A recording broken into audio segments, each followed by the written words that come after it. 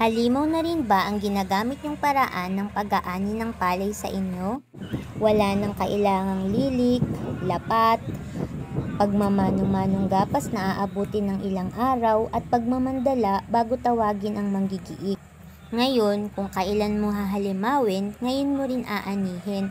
Napakabilis na at napakadali ng proseso ng pag-aani ng palay.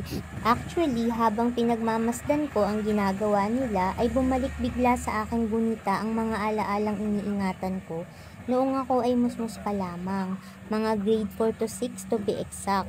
Marami kasi akong alaala na nabuo sa palayan, sa paggagapas kasama ang namayapa ko ng nanay. Hi Nay, I miss you so much. Kung alam mo lang, natatandaan ko pa dati after ng school, magpapalit lang ako ng damit. Tapos yung nanay ko laging sinasabi dapat mahaba daw yung manggas na isusuot ko. Kaya ang ginagawa ko, yung pangginaw na lang yung sinusuot ko. Tapos tatakbo na ako diretso dun sa pita kung saan siya gumagapas. Tapos natatandaan ko rin, minsan tagal na tagal ako sa oras kasi pagod na ako. Tapos ayaw pa rin lumubog ang araw, hindi naman kami pwedeng umuwi o hindi kami talaga umuwi hanggang nakikita pa rin namin yung palay na ginagapas namin. Tapos naaalala ko rin, nanguhuli kami ng tipaklong ng palay. Tapos tanda ko, nilalagay niya yun sa taas ng ulo niya. Kasi bukod sa salakot, mayroon din siyang pugong, yung tela na nakabalot sa buhok niya, tapos isusuot niya yung salakot. Madalas ginagawa ko ang panguhuli ng tipaklong pag nagbibigkis na siya ng palay.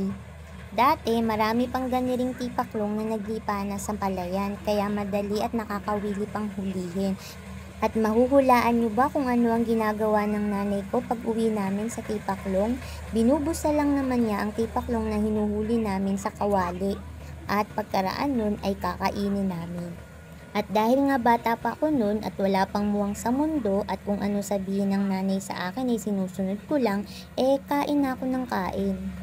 Pero ngayon kung tatanungin niyo ko kung kaya ko pa yun kainin, hindi ko na masasabi sa inyo. At kung tatanungin niyo rin ako kung ano yung lasa nun, hindi ko na rin matandaan. Pero kapag ang nanay ko ang nagpakain sa akin, talaga namang kakainin ko lahat. Kadalasan ang nahuhunos ni nanay kapag gapasan ay 3 hanggang 6 na sakong palay. Sa tagal niyang paggagapas, umaabot ng mga 2 linggo, ganun lang karaming palay ang nahuhunos niya at naiuwi sa bahay. At alam nyo rin ba, karaniwan sa isang sakong palay ay kalahati lang ang nakukuhang bigas kasi marami dun ay kasama ay ipa. Pero syempre sa way of living namin dati, laking biyaya na yan dahil hindi na namin yun bibilhin. At natatandaan ko pa nga, natutuwa si nanay kapag sasabihin ng may-ari ng saka na ikapito lang at hindi ikasiyam. Ayaw ng nanay na ikasiyam dahil lang ibig sabihin kapag ikapito, kapag nakapitong sako ang may-ari ay isang sako ang ibibigay sa nanay ko. Kaya kapag nakahunos ang may-ari ng saka ng 21 sako, tiyak na tatlong sako lang ang ipaparte ng may-ari sa nanay ko.